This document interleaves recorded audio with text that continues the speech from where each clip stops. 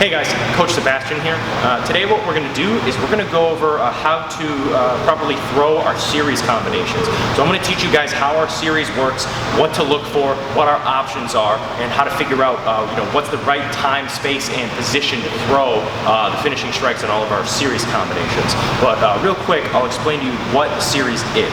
So basically the way our series combinations work is we've got a handful of different base combinations that we're going to start out all of our combinations with here, okay?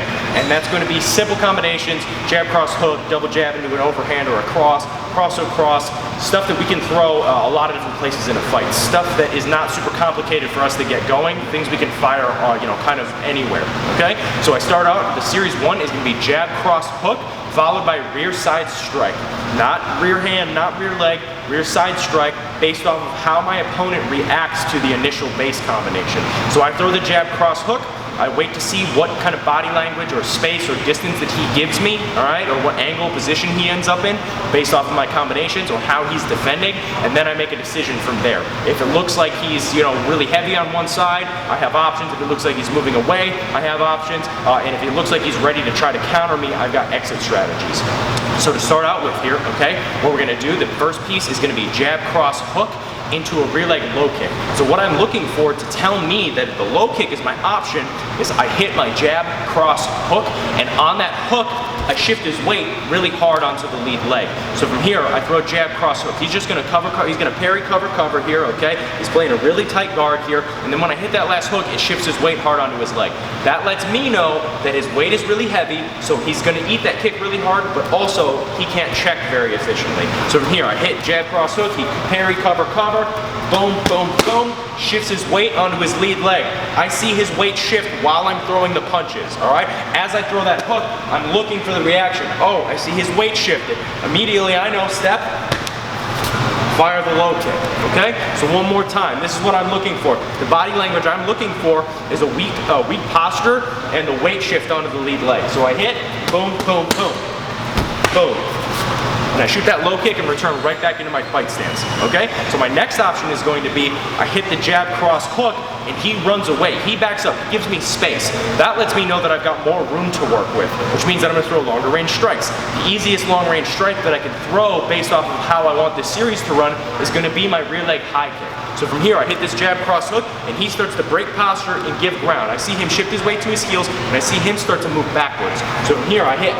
Come this way a little bit, I hit, boom, boom, boom. I see him start to give ground. Immediately I see that space and I go, step out, fire the high kick. Boom. Right back into my fight stance. One more time. Boom, boom, boom. You see when I'm hitting, you see him start to back up. You see him start to break posture. He's not holding that strong, which tells me he's probably gonna give me room. Step out, fire the high kick, all right? So now another option that we have is what we call the matador knee, okay?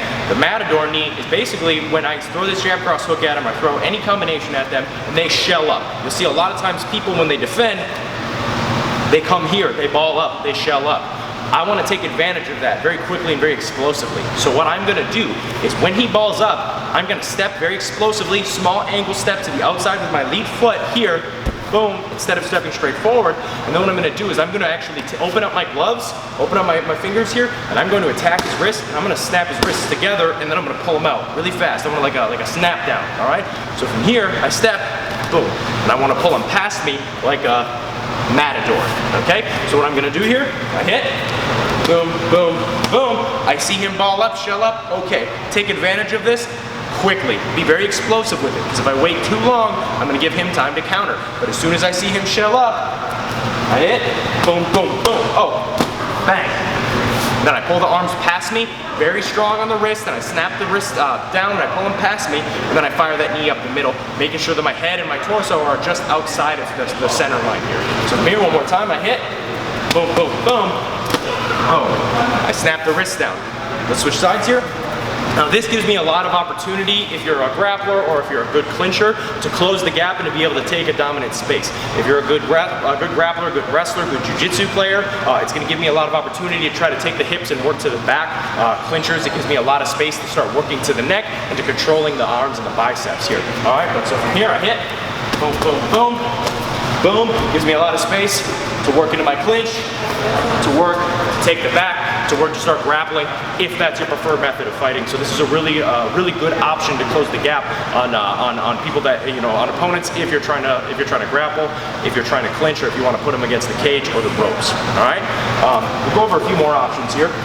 So another option I have, sometimes you'll see when you hit at people, their response is not necessarily to move their feet, but to pull their head away and to post out to try to stop you from hitting. You're going to see this more often in lower level fighting, but even in high level fights, you see sometimes somebody gets cracked hard, they get caught with a good shot, and they end up pulling themselves away kind of in panic.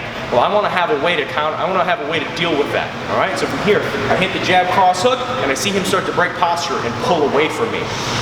If you're the taller fighter, what you're going to do is you're going to look to roll an overhand. If you're the shorter fighter, you're going to look to throw a body.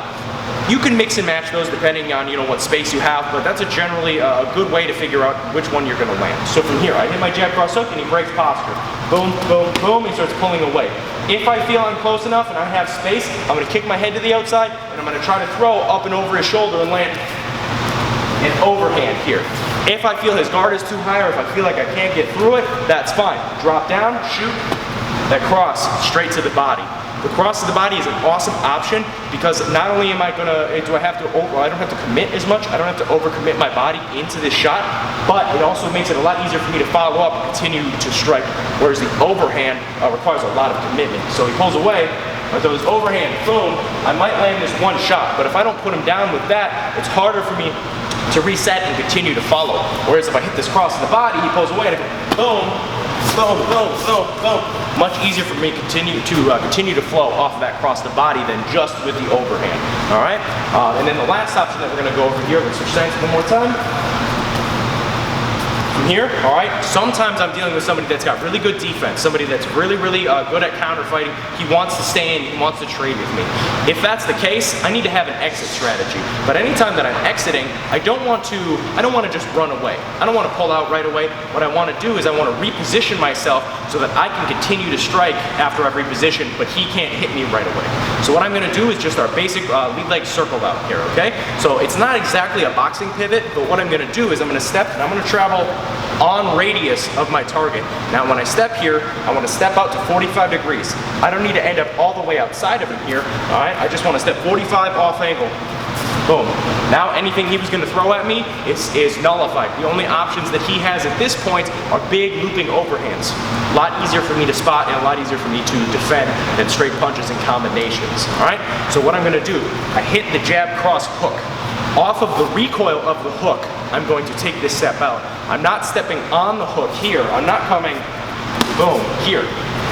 That's not a bad option, but it doesn't allow me to actually, for the purpose of the series of being able to run the jab cross hook and then see what he does, it doesn't allow me a good way out, all right? Because then if I hit that hook, but it does do damage, a lot of my other options are gone. The low kick, the high kick, I have to reset again. So from here, boom, boom, boom. And then I turn out if it looks like he's ready to defend. So let's say he's defending really actively and he's trying to be able to tag me and counter back. So we go, turning out here after I make that observation that he's engaged with me, gives me the time and the space to continue striking, but not get struck at immediately. All right, so I'll show you that from this last side here. And then what that does is that gives me space to end up moving out to set properly, to throw high kicks and throw low kicks or to hit takedowns. So from here I hit, step out, now I've got a lot of space to work. I pull myself in a position where he can't shoot the single leg here and where he has to try to turn to me to be able to counter. Gives me a lot of space to be able to boom, shoot my own takedowns. All right, thanks guys.